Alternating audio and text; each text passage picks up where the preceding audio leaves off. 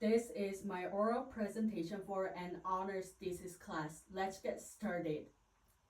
I am presenting my research on how non-disabled college students perceive their disabled peers.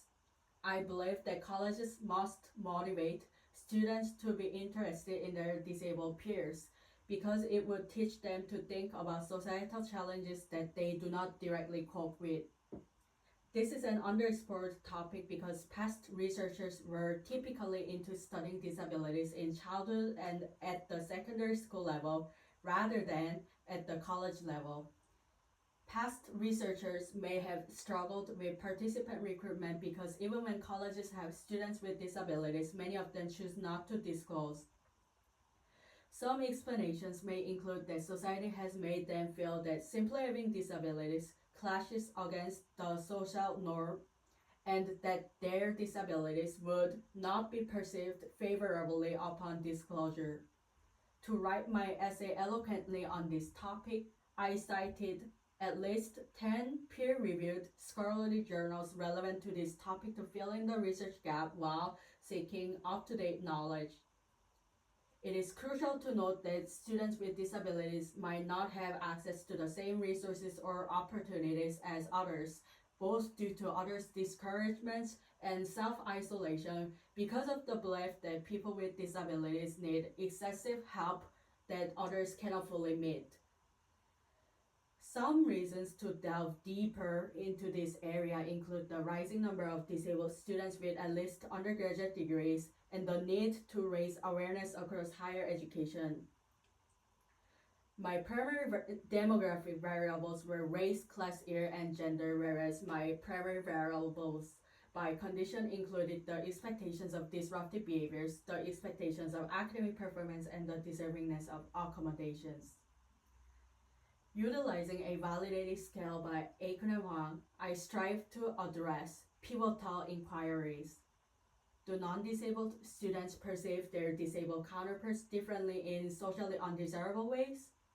If so, do college students hold different expectations for students with physical, cognitive, and psychiatric disabilities? Furthermore, do non-disabled students interpret their disabled classmates' disclosure of disabilities as undue privilege that comes with accommodations?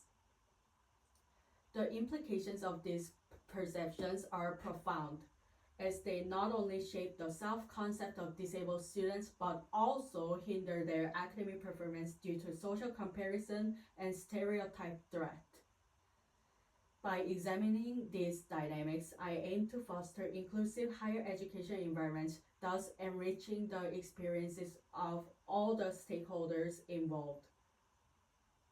To move on from this introduction to the next, I must claim that the expectations of disruptive behavior, the expectations of academic performance, and the deservingness of accommodations rated by non-disabled students may affect how they treat their disabled classmates. As mentioned at the bottom of the third slide, how the faculty members, the deans, and classmates react to students with disabilities determines the campus climate. Speaking of the methods, I surveyed 261 participants without counting 6 people who returned incomplete surveys. My research took place at a large public university in the southeastern US. This convenient sample included any undergraduate student who took Psych 1101. Over half of the participants were in their first year and were heterosexual females. Participants accessed the Qualtrics links, resulting in a Chroma alpha of 0.88 for academic performance, 0.82 for disruptive behavior, and 0.80 for deservingness of accommodations. Regarding primary variables, key discoveries were that there was a marginally significant difference in disruptive behaviors between cisgender women and cisgender men, as well as a significant difference in deservingness of accommodations between cognitive and physical disabilities. Speaking of the instances where there was a lack of significant differences found, please refer to slide 6. I explained that there was no significant difference in the primary variables by race. including the expectations of disruptive behavior, the expectations of academic performance, and the beliefs regarding the deservingness of accommodations. Just like race, the class year did not result in a significant difference in the primary variables, including the expectations of disruptive behaviors, the expectations of academic performance, and the beliefs regarding the deservingness of accommodations. Lastly, the variable gender neither showed a significant difference in the expectations of academic performance nor the deservingness of accommodations. To revisit the procedures for participants written on slide 5, Aiken and Huang provided participants with definitions of physical, cognitive, and psychiatric disabilities, enabling them to respond to survey questions based on the disability type assigned to them. To put it simply, participants were informed that physical disabilities are about the body, cognitive disabilities are about learning, and psychiatric disabilities are about affective states and thoughts. Regarding the discussion of my study, I was most intrigued by how participants in my study rated cognitive disabilities as more deserving of accommodations than physical disabilities. And this is the opposite of what Aiken and Huang expected.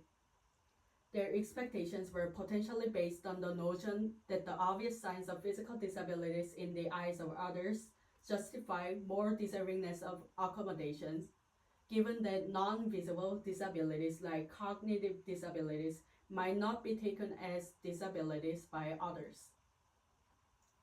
Another possible explanation is that Aiken and Huang may have predicted that non-physical disabilities, also known as invisible disabilities, are easier to fake than physical disabilities and therefore should not be accommodated.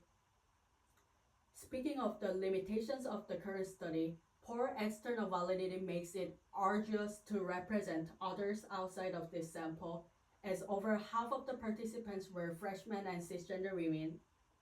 Prospective researchers would benefit from encouraging more college students in their junior or senior years and students with gender identities that differ from cisgender women to take this survey.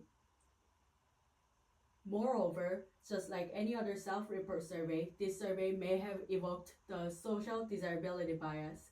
This is particularly likely because the respondents may have noticed that the surveys were about disabilities and they would refrain from revealing their true stances surrounding this sensitive topic. Most importantly, as I emphasized on slide 8, I did not compare the ratings of respondents with and without a self-disclosed disability. Therefore, prospective researchers with more time to conduct this research would be welcome to do this. Prospective topics could focus on how different types of disabilities interact with the intersections of race and gender in shaping biases, or how peer support systems can effectively tackle these perceptions.